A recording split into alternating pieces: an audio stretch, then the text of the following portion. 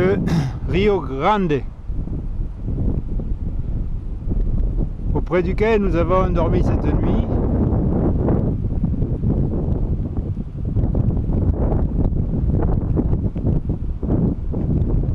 La météo est toujours superbe, mais nous avons un peu froid malgré tout. Il y avait longtemps que l'on n'avait pas eu froid ce matin. Le vent souffle dans la bonne direction. Aujourd'hui, on devrait faire une descente vers le sud non négligeable.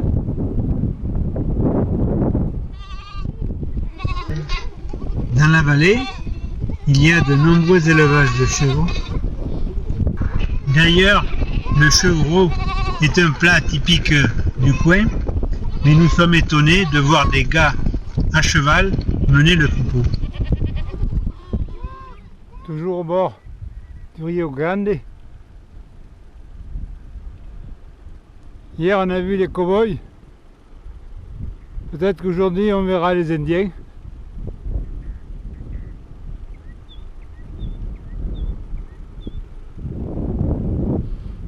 On rencontre de nombreux puits de pétrole. Ah, ce n'est pas le Koweït ou le Qatar, mais il y en a quand même beaucoup.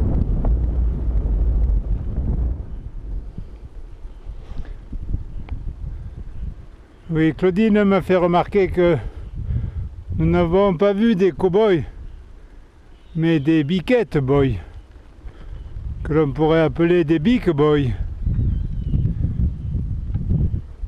Cette nuit, en plus d'un ciel magnifique et parfaitement étoilé, on pouvait voir dans la vallée les torchères des puits de pétrole.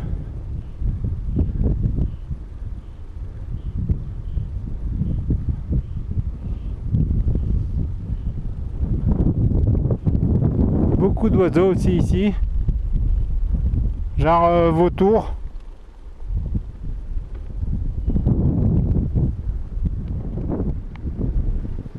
L'impression d'immensité et de solitude est vraiment ici très particulière.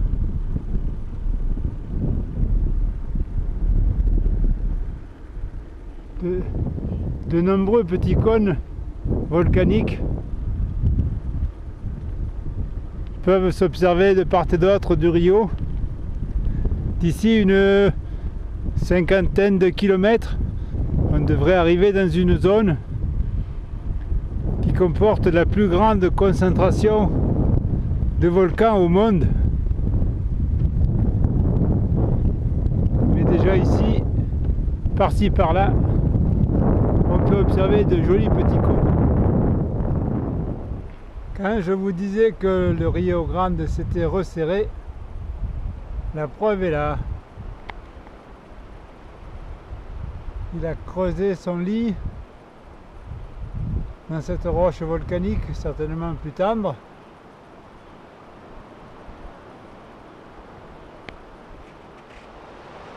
Le même Rio Grande, mais de l'autre côté du pont.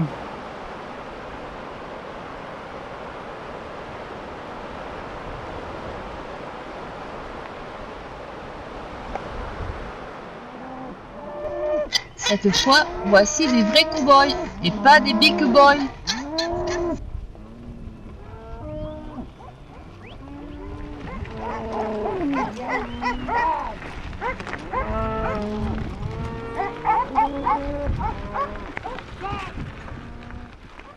Quelquefois, des portions de pistes pourries succèdent à des parties super roulantes. Apparemment, ils ont utilisé les galets de la rivière pour faire la piste.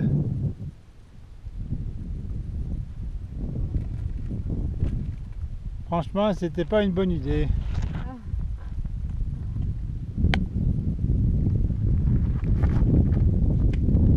Impossible de lâcher le guidon pour éviter de se faire piquer par les temps. On va sortir de là en piteux état. Allez Clo-Clo, appuie.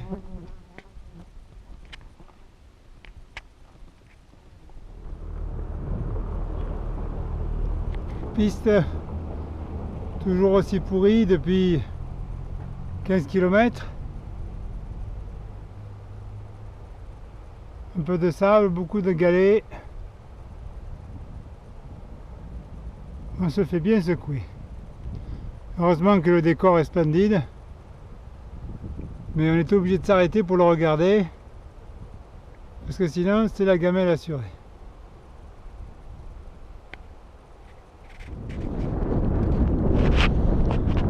Qu'elle soit bonne ou mauvaise, cette Nationale 40 nous réserve tous les jours des surprises. Aujourd'hui, on peut dire qu'elle est franchement mauvaise. On était parti pour avoir une route similaire à une autoroute, d'après la carte. On se retrouve sur une piste moins roulante que le fond d'une rivière.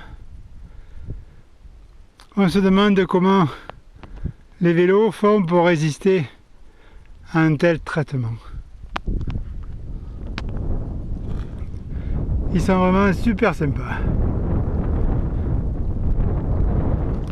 Car nous, on a du mal.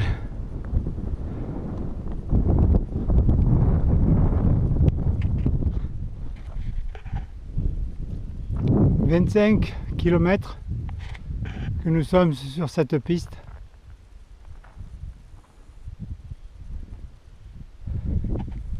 Comme vous pouvez le voir, ce n'est pas les nuages qui vont nous amener la pluie. Ce n'est pas que l'on souhaite la pluie, parce que sur une piste comme ça, ce serait certainement pas marrant du tout. Mais un petit voile de Sirius pour nous faire un peu d'ombre ne serait pas de refus.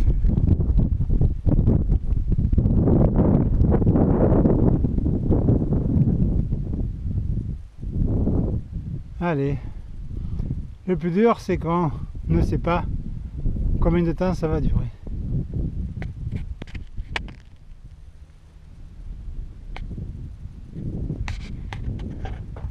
Quel décor fabuleux! Dommage qu'il soit un peu gâché par la rudesse de la piste. Ça nous coûte vraiment d'avancer. En tout cas, j'admire le courage de Clo-Clo, qui stoïque avance toujours sans rien dire. Chapeau. Ah, un petit nuage au fond là-bas pointe son nez. Serait-ce l'ombre tant espérée? Allez Clo-Clo! Ah, c'est dur. Allez Clo-Clo! Allez, le camion qui arrive.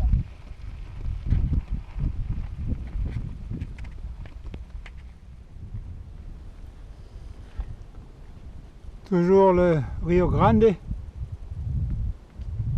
Au fond un peu de neige, comme qu'on aimerait bien se mettre sur la tête.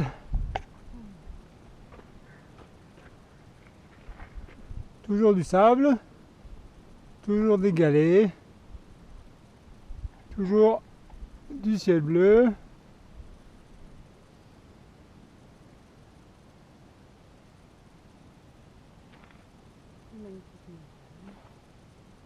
Et toujours des magnifiques montagnes avec de magnifiques couleurs, rouges comme nous.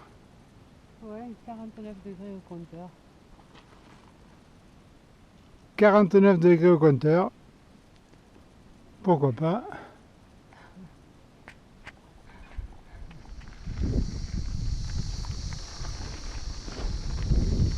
S'il y en a qui sont moins contentes, ce sont les cigales.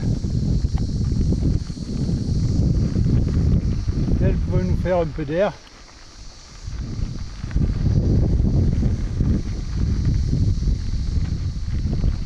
La piste devient un peu plus roulante. Mais voilà, qui dit piste roulante dit voiture qui roule vite. Et qui dit voiture qui roule vite dit tôle ondulée.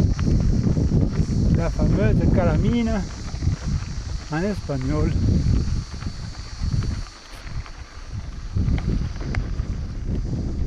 Il est 5h30 de l'après-midi.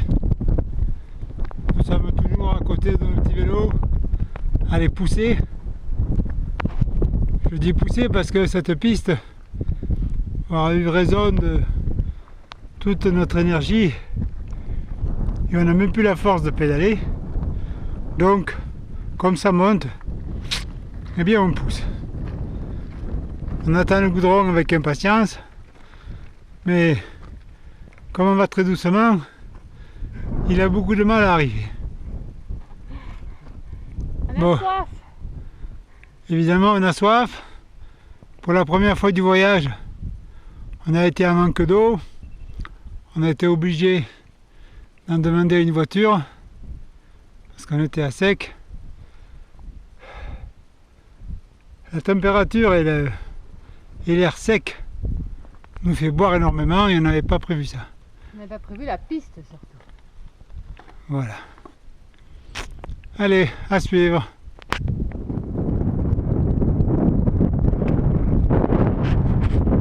Il est bientôt 19h. On vient de récupérer le goudron.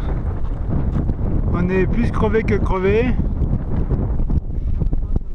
Un motard vient de nous donner 1 litre d'eau chacun. On était encore à sec. Il permet de s'apercevoir que la route monte encore. Alors on ne sait pas trop ce qu'on va faire. Devant nous on a des lacs, mais on n'a pas d'eau, alors on ne sait pas quoi faire. À suivre. Finalement, cette petite fille et sa maman nous ont donné encore de l'eau, fraîche cette fois, et surtout des indications pour rejoindre le village. Normalement, encore une grande côte, puis une grande descente et on est arrivé. On décide donc, malgré l'heure tardive, d'y aller. En réalité, il y a eu plus de côtes que prévu, mais on n'a pas regretté notre choix, car au village, on nous a proposé un logement, et on a pu ainsi bien se reposer pour le lendemain.